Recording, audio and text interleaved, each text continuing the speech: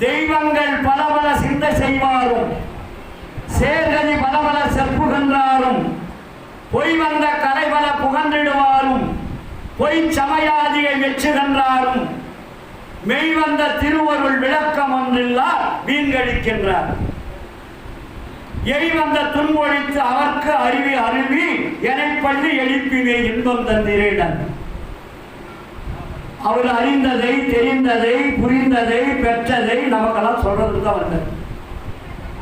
அப்ப நமக்கு என்ன சொன்னாரு? பக்தி என்பது மன நிகழ்ச்சி, மன உருக்கம், மன மகிழ்ச்சி. அது மனதோட நின்று போயிடும், வீட்டுக்கு வந்தா அழிஞ்சு போயிடும். வள்ளலார் சொன்னது ஆன்ம நிகழ்ச்சி, ஆன்ம உருக்கம், ஆன்ம மகிழ்ச்சி. இப்ப இந்த ஆன்ம மகிழ்ச்சி, ஆன்ம உருக்கம், ஆன்ம நிகழ்ச்சி எங்க வரும்? ஜீவகாருண்யத்தினால் கிடைக்கின்ற